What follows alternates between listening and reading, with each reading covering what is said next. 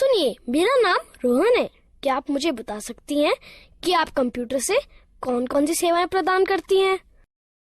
हाँ बिल्कुल, मेरा नाम गीता है और जैसा कि आप देख रहे हैं कि मेरे पास इंटरनेट सुविधा युक्त एक कंप्यूटर है, जिसके जरिए मैं विभिन्न सेवाएं जैसे रेल टिकट की बुकिंग, विभिन्न प्रकार की सूचनाएं जानने में, बिजली व मोबाइल फोन के बिलों का भुगतान, बैंक से लेन देन, पैन कार्ड, पासपोर्ट का आवेदन आदि आदि सुविधाएं प्राप्त करा सकती हूँ। अच्छा, इसका मतलब मेरे गाँव वालों को इन कामों के लिए शहर जाने की जरूरत नहीं है? नहीं, बिल्कुल नहीं। यदि गांव में इंटरनेट युक्त कंप्यूटर सुविधा उपलब्ध है, तो गांव वालों को इन सुविधाओं को प्राप्त करने हेतु शहर जाने की आवश्यकता नहीं है। अरे, ये तो बहुत ही अच्छा है। मुझे पूरा विश्वास है कि यह सब जानकर गांव वाले भी मेरी तरह बहुत प्रसन्न होंगे। हाँ बिल्कुल, आप इन्हें गांव वालों को अवश्य बताइए। सुनिए, मेरा नाम राम प्रसाद है। आप कौन कौन सी ऑनलाइन सेवाएं प्रदान कर सकती हैं? क्या मेरे शहर गए बगैर आप मेरी बिजली बिल का भुगतान यहीं से करवा सकती हैं? मुझे यात्रा करने में बड़ी तकलीफ होती है। हाँ बिल्कुल, आप इतनी दूर गए बगैर अपना बिजली का बिल भुगतान यहीं से कर सकते हैं। ऐसा है तो ये मेरे लिए बहुत ही सुविधाजनक होगा। क्या आप कंप्यूटर के जरिए फसल के बाजारू भाव भी बता सकती हैं? हाँ बिल्कुल, मैं कंप्यूटर पर इंटरनेट के जरिए वर्तमान में फसल के भाव भी बता सकती हूँ। यह तो आश्चर्यजनक है कि हम ये सारी सुविधाएं गांव में भी प्राप्त कर सकते हैं। हाँ, इंटरनेट के जरिए ये सभी सुविधाएं आप अपने गांव में ही प्राप्त कर सकते हैं। मैंने सुना है कि आजकल इंटरनेट की सुविधा मोबाइल फोन पर भी उपलब्ध है। क्या ये सत्य है? हाँ रोहन, न केवल मोबाइल फोन बल्कि आजकल लोग स्मार्टफोन अथवा टैबलेट पर भी इंटरनेट कनेक्शन का उपयोग बहुत सारे कामों के लिए करते हैं। यह सब सुनने में बहुत रुचिकर लगता है। क्या आप मुझे कंप्यूटर, स्मार्टफोन और टैबलेट के बारे में सिखा सकती हैं? बिल्कुल रोहन, कृपया बैठ जाइए। मैं आपको कंप्यूटर, स्मार्टफोन और टैबलेट के बारे में और अधिक बताती हूँ। बाकी आप लोग भी बैठ जाइए, जिससे मैं आप सभी को डिजिटल यंत्रों के बारे में और अधिक बता सकूं। सबसे पहले हम यह सीखते हैं कि कंप्यूटर क्या है। कंप्यूटर एक इलेक्ट्रॉनिक यंत्र है जिसका उपयोग आंकड़ों व सूचनाओं के संकलन व प्रसंस्करण के लिए किया जाता है। हम कंप्यूटर से क्या क्या कर सकते हैं? कंप्यूटर के जरिए मीलों दूर रहने वाले परिवार के सदस्यों व मित्रों से जुड़ा जा सकता है। रेल टिकट बुक कराए जा सकते हैं, बैंक खाते में लेन देन किया जा सकता है, सूचनाएं एकत्रित की जा सकती हैं, खेल खेले जा सकते हैं, गाने सुने जा सकते हैं और सिनेमा पिक्चर देखी जा सकती है। अब हम कंप्यूटर व उसके विभिन्न हिस्सों के बारे में सीखते हैं। प्रदर्शित कंप्यूटर दो भागों में विभाजित होता है, हार्डवेयर और सॉफ्टवेयर। कंप्यूटर व उससे जुड़े सभी उपकरणों को हार्डवेयर कहते हैं। किसी कार्य को पूरा करने के लिए कंप्यूटर निर्देशों की जिन समूह या समूहों का पालन करता है, उन्हें सॉफ्टवेयर कहते हैं। आपका मतलब है कि स्क्रीन पर दिखने वाले सभी आइकन्स सॉफ्टवेयर होते हैं? हाँ रोहन, सॉफ्टवेयर कंप्यूटर में प्रोग्राम होते हैं जिनसे हम भांति भांति के काम करते हैं। अब हमें विभिन्न उपकरणों के विषय में जानना चाहिए जिनसे कंप्यूटर बनता है। कंप्यूटर के 3 अंग होते हैं। पहला इनपुट डिवाइस, दूसरा प्रोसेसिंग डिवाइस, तीसरा आउटपुट डिवाइस। जैसे एक ट्रैक्टर को चलने के लिए डीजल अथवा पेट्रोल की आवश्यकता होती है, ठीक उसी तरह कंप्यूटर में डाटा भरने, निर्देश अथवा सूचनाएं संकलित कर विभिन्न कार्य करने के लिए उपकरणों की आवश्यकता होती है। कंप्यूटर में डाटा भरने, निर्देश अथवा सूचनाएं संकलित करने के लिए जिन उपकरणों का प्रयोग किया जाता है, उन्हें इनपुट डिवाइस कहते हैं। इन चित्रों को देखो, ये कुछ इनपुट डिवाइसें हैं जिनका प्रयोग कंप्यूटर में होता है। ये इनपुट डिवाइस निम्न हैं: pen drive, mouse, keyboard, CD, microphone. Keyboard और माउस प्राथमिक इनपुट डिवाइसें हैं। यह बिल्कुल टाइपराइटर के कीबोर्ड की तरह दिखता है। हाँ, इसमें कुछ अतिरिक्त बटन अवश्य है। सामान्य कीबोर्ड के बटनों के साथ इसमें कुछ अंक एवं विशेष बटन अवश्य होते हैं। क्या आप मुझे बताएंगी कि इन विशेष बटनों का प्रयोग किस लिए किया जाता है? अंक बटनों की सहायता से कैलकुलेटर की भांति कंप्यूटर में अंक भरे जाते हैं। नेविगेशनल बटन मार्गदर्शक बटन होते हैं जो मॉनिटर पर पेज देखने में सहायक होते हैं। प्रोग्राम में पेज अप बटन विषय के दिखने वाले भाग और कर्सर को स्क्रीन पर आगे बढ़ाता है। प्रोग्राम में पेज डाउन बटन विषय के दिखने वाले भाग और कर्सर को स्क्रीन पर पीछे करता है। प्रोग्राम में होम बटन कर्सर को विषय के आरंभ में ले जाता है। प्रोग्राम में एंड बटन कर्सर को विषय के अंतिम लाइन में ले जाता है। प्रोग्राम में ये तीनों बटन संपादन बटन कहे जाते हैं जो कंप्यूटर में पठनीय विषय में संशोधन करने में सहायक होते हैं। ज्यादातर लेख संपादन प्रोग्रामों इंसर्ट बटन का प्रयोग किसी लेख में शब्दों को भरने और लिखावट पर शब्दों के पुनर्लेखन में होता है। डिलीट बटन लेख संपादन प्रोग्रामों में एक एक कर अक्षर दाईं ओर मिटाता है। बैकस्पेस बटन लेख संपादन प्रोग्रामों में एक एक कर अक्षर बाईं ओर मिटाता है। ये 4 बटन किस काम के लिए प्रयोग किए जाते हैं? ये चारों बटन दिशा निर्देशक बटन कहलाते हैं। ज्यादातर लेख संपादन प्रोग्रामों में ऊपर की तरफ तीर के निशान वाला बटन कर्सर को स्क्रीन पर ऊपर की ओर ले जाता है। ज्यादातर लेख संपादन प्रोग्रामों में नीचे की तरफ तीर के निशान वाला बटन कर्सर को स्क्रीन पर नीचे की ओर ले जाता है। ज्यादातर लेख संपादन प्रोग्रामों में बाईं की तरफ तीर के निशान वाला बटन कर्सर को स्क्रीन पर बाईं की ओर ले जाता है। ज्यादातर लेख संपादन प्रोग्रामों में दाईं की तरफ तीर के निशान वाला बटन कर्सर को स्क्रीन पर दाईं की ओर ले जाता है। क्या तुम F1 से F12 तक के बटनों को देख रहे हो? यह बटन फंक्शन बटन कहलाते हैं। यह बटन कंप्यूटर पर सक्रिय प्रोग्राम के अनुसार निर्दिष्ट किए गए विशेष कार्य को निष्पादित करते हैं। ज्यादातर प्रोग्रामों में एस्केप बटन चल रही प्रक्रिया समाप्त कर देता है। कंट्रोल और अल्टरनेट बटन क्रिया परिवर्तन बटन है जो ज्यादातर प्रोग्रामों में विशिष्ट कार्य और माउस की क्रिया को या तो परिवर्तित कर देते हैं या तो बढ़ा देते हैं। विंडो बटन विंडोज के स्टार्ट मेनू को सक्रिय कर देता है। यह बिल्कुल वैसे ही होता है जैसे कि टास्क बार के स्टार्ट बटन पर क्लिक करने से होता है। अब तक हमने कीबोर्ड के विभिन्न बटनों के बारे में सीखा। अब हम माउस के बारे में सीखते हैं। माउस एक दिखाने, निर्देशन करने वाला यंत्र है जिसका प्रयोग कंप्यूटर स्क्रीन पर दिखने वाले विषय आइकन्स को इंगित कर उनसे परस्पर संबंध बनाने में होता है। आप देखेंगे कि जैसे ही माउस चलाया जाता है वैसे ही माउस चलाए जाने की दिशा में एक छोटा तीर स्क्रीन पर चलता है। इस तीर को पॉइंटर कहते हैं। पॉइंटर की सहायता से कंप्यूटर को प्रक्रिया के लिए डाटा व निर्देश उपलब्ध कराए जा सकते हैं। माउस पर 2 बटन भी होते हैं, बायां बटन और दायां बटन।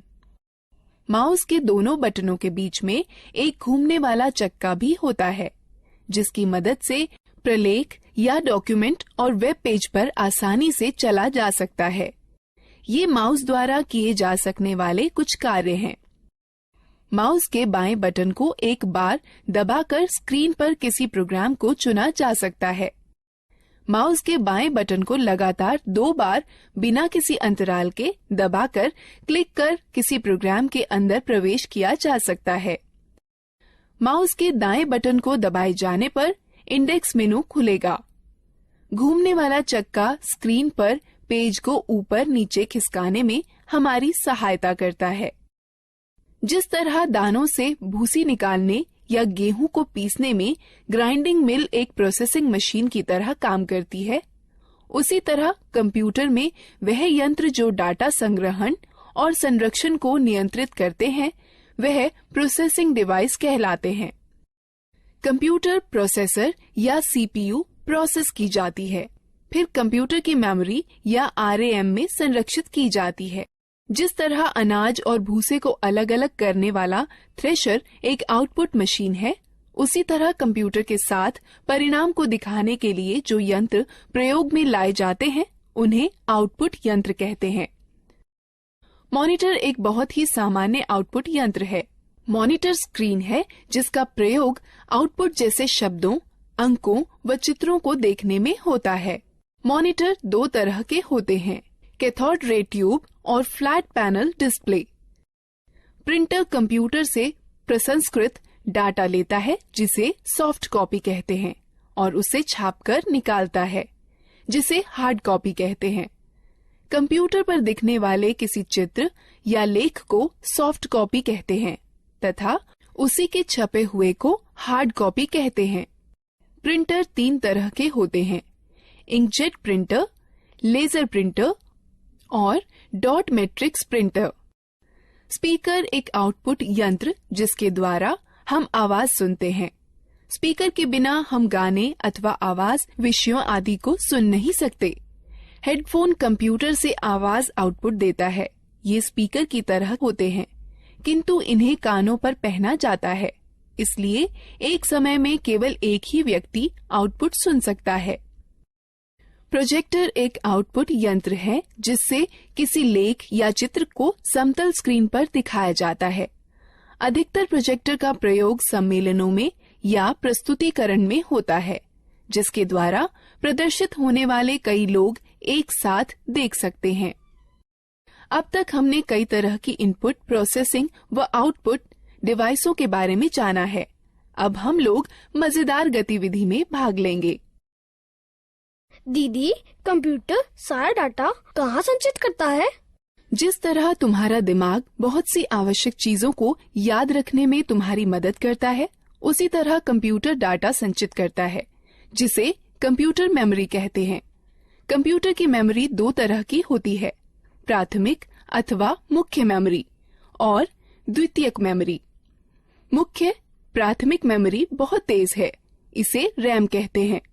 इसका अर्थ रैंडम एक्सेस मेमोरी अथवा रैम होता है। कंप्यूटर की गति रैम पर निर्भर करती है।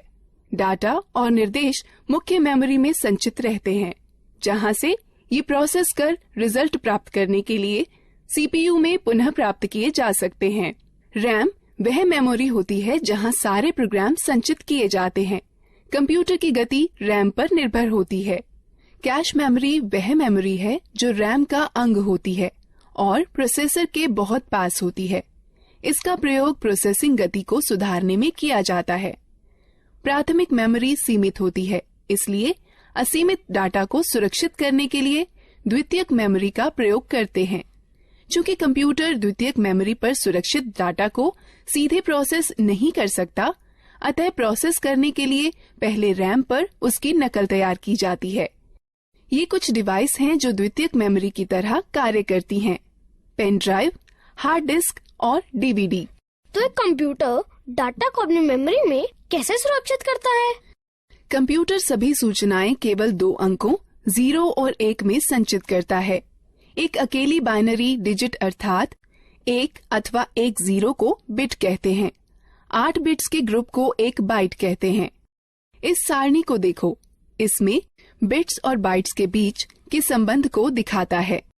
निर्देश जो कार्य पूरा करने और हार्डवेयर को नियंत्रित करने के लिए प्रयोग किए जाते हैं, सॉफ्टवेयर कहलाते हैं। सॉफ्टवेयर प्रोग्राम्स निर्देशों का योजनाबद्ध क्रमवार समूह है जो कंप्यूटर को निर्देशित करते हैं कि क्या करना है और कैसे करना है। सॉफ्टवेयर दो प्रकार के होते हैं, एप्लीकेशन सॉफ्टवेयर और सिस्टम सॉफ्टवेयर। एप्लीकेशन सॉफ्टवेयर वो प्रोग्राम होते हैं जो उपयोगकर्ता को कंप्यूटर में विशिष्ट कार्य को पूरा करने में मदद करते हैं। माइक्रोसॉफ्ट वर्ड और open office draw application software के उदाहरण हैं, जो प्रोग्राम कंप्यूटर हार्डवेयर से सीधे जुड़े होते हैं। सिस्टम सॉफ्टवेयर कहलाते हैं। कंप्यूटर चलाने के लिए आपको एक ऑपरेटिंग सिस्टम की आवश्यकता होती है, जो एक सिस्टम सॉफ्टवेयर है। हमारे आगे बढ़ने से पहले इस एक्टिविटी में भाग लेते हैं। गीता, ये सब रुचिकर है। मैंने पहले कभी भी कंप्यूटर नहीं चलाया है।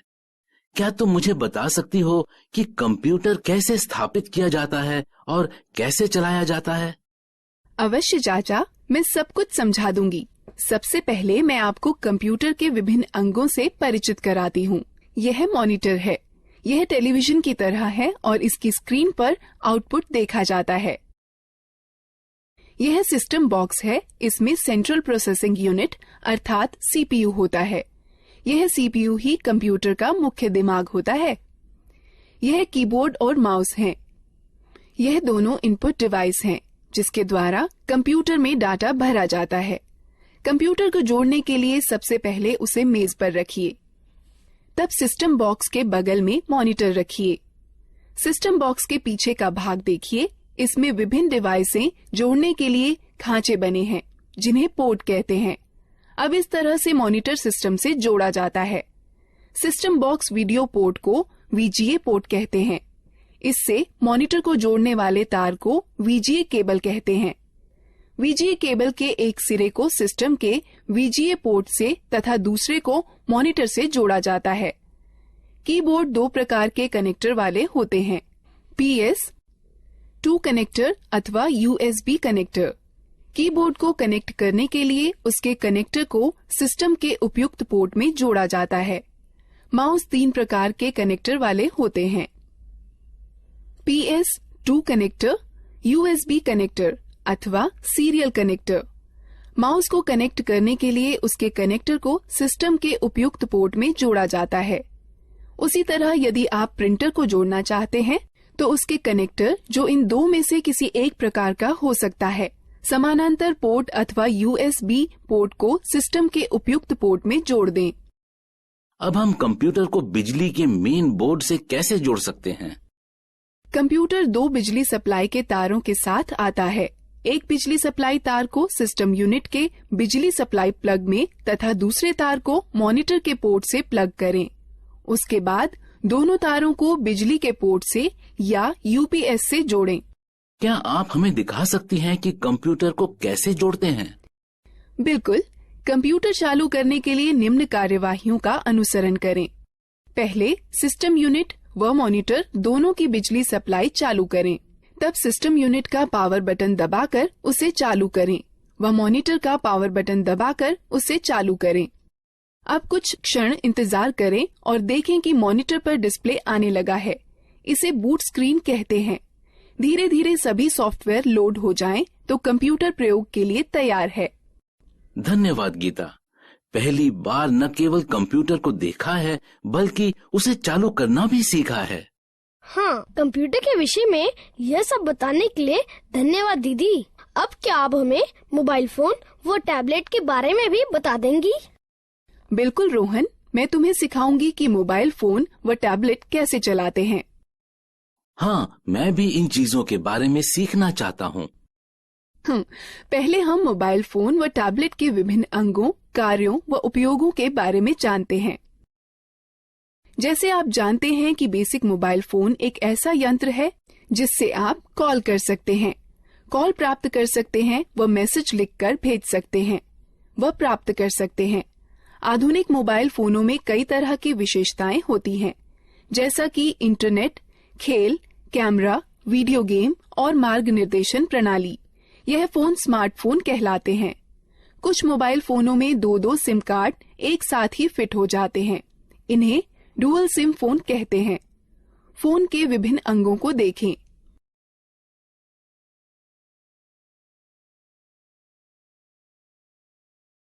गीता, क्या तुम मुझे दिखा सकती हो कि फोन में सिम व बैटरी कैसे डालते हैं? बिल्कुल, बस निम्न प्रक्रियाओं का अनुसरण करें।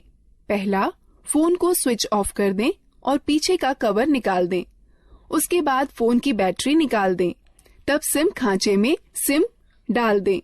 अंत में बैटरी व कवर पुनः लगा दें और फोन को चालू करें। धन्यवाद गीता। मुझे फोन की बैटरी चार्ज करने में भी समस्या होती है। चिंता न करें, बस निम्न प्रक्रियाओं का अनुसरण करें। पहला, चार्जर को दीवार पर बिजली के बोर्ड में लगाएं। तब चार्जर को फोन में लगाएं। कुछ समय बाद जब मोबाइल बैटरी फुल दिखाए तो पहले चार्जर को फोन से निकालें, फिर दीवार से निकालें। मैं आपको सिखाती हूँ कि फोन के बटनों को लॉक व अनलॉक कैसे किया जाता है। हमें बटनों को लॉक क्यों करना चाहिए? चाचा, जब आप लंबे समय तक फोन का प्रयोग न कर रही हों तो उसे लॉक करके रखना अच्छा होता है। इसकी यह प्रक्रिया है। फोन लॉक करने के सिलेक्ट मेन्यू पर जाइए और स्टार बटन दबाइए। अब ये लॉक कैसे खुलेगा? इसे खोलने के लिए फोन का अनलॉक बटन दबाइए और तब स्टार बटन दबाइए। मेरे पास ये नया मोबाइल है और मुझे यहाँ तक नहीं पता है कि इसकी विशेषताएं कैसे देखें। आप अपने मोबाइल की विशेषताएं देखने के लिए पहले मेनू आइकन छुएं या मेनू बटन दबाएं, जिससे फोन के सारे फीचर दिखाई पड़ने लगेंगे, और पीछे जाने के लिए पीछे आइकॉन को छुएं या बटन को दबाएं। पुनः आरंभ में जाने के लिए होम आइकन को छुएं या बटन को दबाएं। बेसिक फोन अथवा टच स्क्रीन फोन रिंगटोन घंटी बदलने के लिए निम्न प्रक्रिया अपनाएं।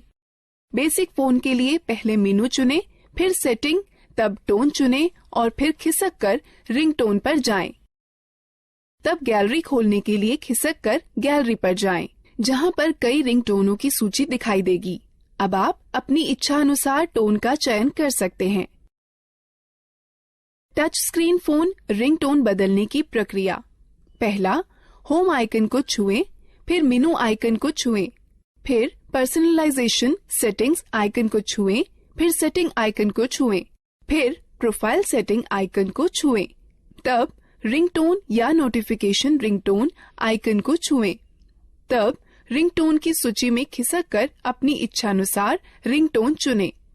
तब ठीक ओके। मैं अपने फोन में अलार्म सेट करना चाहता हूँ। क्या सुबह जल्दी अलार्म सेट करने में आप मेरी मदद कर सकती हैं? निम्न प्रक्रिया से आप स्वयं कर सकते हैं। बेसिक फोन के लिए पहले मेनू में अनुपयोग चुनें, फिर अलार्म घड़ी, उसके पश्चात अलार्म का समय सेट करके सेव चुनें, फिर खिसक कर रिंगटोन पर जाएं। यदि आप अलार्म को दोहराना चाहते हैं तो चयन के विकल्प में जा दोहराना, फिर दिनों का चयन कर संपन्न चुनें। टच स्क्रीन फोन में निम्न प्रक्रिया अपनाएं। पहले मेनू को छुएं, तब घड़ी को छुएं, तब अलार्म को छुएं, अलार्म का समय सेट करके सेव चुनें। दीदी, क्या आप हमें टैबलेट के बारे में बता सकती हैं? हाँ जरूर, मैं अभी बताने ही वाली थी।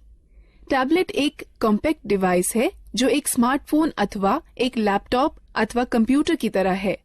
आजकल टैबलेट अपने सुविधाजनक आकार और फीचर के सरल उपयोग के कारण बहुत लोकप्रिय हो गए हैं। इनका उपयोग हम इंटरनेट पर ब्राउजर, मेल चेक करना, डाउनलोड और किताबें पढ़ने, गेम खेलने, वीडियो देखने के अलावा संगठक के रूप में किया जा सकता है। टैबलेट विभिन्न प्रकार के होते हैं। यहाँ पर कुछ हैं। बुकलेट टैबलेट पीसी का सबसे सरलतम रूप है, जो किताब की तरह दिखता है। इस डिवाइस के दोनों तरफ डिस्प्ले होता है और इसकी कार्यप्रणाली दोनों तरफ छूने से कार्य करती है। यह हस्तलेख को पहचानने वाला सॉफ्टवेयर होता है, जो तुम्हें स्क्रीन पर वैसे ही लिखने की अनुमति देता है जैसे कि आप पेपर पर लिख सकते हैं। स्लेट सबसे साधारण और सबसे ज्यादा पाया जाने वाला टैबलेट पीसी है, जो अधिकतर मनोरंजन के लिए, फिल्म देखने के लिए, इंटरनेट चलाने के लिए, वीडियो देखने, वीडियो कॉल करने और दोस्तों के साथ चैट करने के लिए प्रयोग किया जाता है। कन्वर्टेबल टैबलेट लगभग पारंपरिक लैपटॉपों की तरह के ही होते हैं। इसमें बस एक बड़ा फर्क यह होता है कि इनसे टच स्क्रीन डिस्प्ले होता है, जिसे 180 डिग्री तक घुमाया भी जा सकता है। हाइब्रिड टैबलेट में स्लेट और कन्वर्टेबल टैबलेट दोनों की सबसे अच्छी विशेषताएं सम्मिलित होती हैं। हाइब्रिड टैबलेट अलग हो सकने वाले कीबोर्ड के साथ आते हैं, जो कि दिए गए स्लॉट के जरिए स्लेट पीसी में जोड़कर टैबलेट पीसी में बदले जा सकते हैं। एक रग्ड टैबलेट उन उपयोगकर्ताओं के लिए अच्छा है जो कठिन वातावरण परिस्थितियों में कार्य करते हैं। इनके अंदर की हार्ड ड्राइव झटकों को सहन करने वाली और इनका सुरक्षात्मक कवच इन्हें काफी टिकाऊ बनाता है।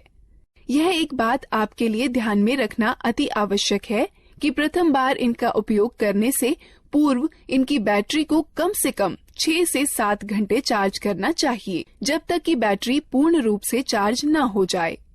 हम बैटरी कैसे चार्ज करते हैं? इन चरणों का अनुसरण करो। पहला, केबल को चार्जिंग हेड में लगाएं और प्लग को स्टैंडर्ड एसी पावर में लगा दें। डिवाइस अपने आप चार्ज होने लगती है। डिवाइस के पूरा चार्ज होने के बाद चार्जर को प्लग से हटा देना चाहिए। डिवाइस में ऊर्जा संरक्षण हेतु पावर सेव बटन को दबाकर स्क्रीन को बंद किया जा सकता है। स्क्रीन को पुनः चालू करने के लिए यह प्रक्रिया दोबारा करें। डिवाइस को बंद करने का सही तरीका क्या है? जब आपको डिवाइस बंद करनी हो तो निम्न चरणों का अनुसरण करें। पहले, पावर बटन को कुछ क्षण के लिए दबा कर रखें। तब टैबलेट को बंद करने के लिए मेनू खुलने पर दिखाई देगा। तब पावर ऑफ पर टच कर डिवाइस को बंद करें। एक टैबलेट की होम स्क्रीन एप्लीकेशन फंक्शन मेनू के लिए स्टार्टिंग पॉइंट है। आप अपनी होम स्क्रीन को एप्लीकेशन आइकन्स शॉर्टकट फोल्डर को जोड़ करके कस्टमाइज कर सकते हैं। अतिरिक्त डिस्प्ले स्क्रीन के लिए स्क्रीन को दाएं अथवा बाएं खिसकाएं। तो तुमने सीखा कि कैसे लैपटॉप, कंप्यूटर, मोबाइल फोन और टैबलेट को इस्तेमाल करते हैं। अब हम इस प्रक्रिया में भाग लेते हैं।